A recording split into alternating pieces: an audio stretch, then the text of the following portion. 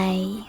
In front of me is REALME Narzo 50 Pro, and today I would like to show you how you can switch on or off autocorrection on this device.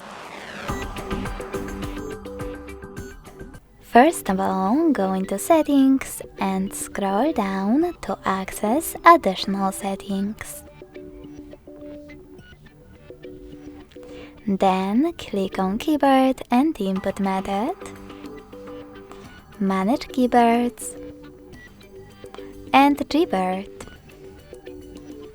Finally, click on Text Correction, scroll down just a bit and tap on this switcher next to autocorrection to switch it off or on.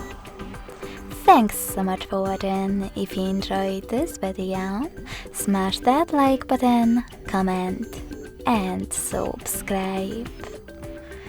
Bye!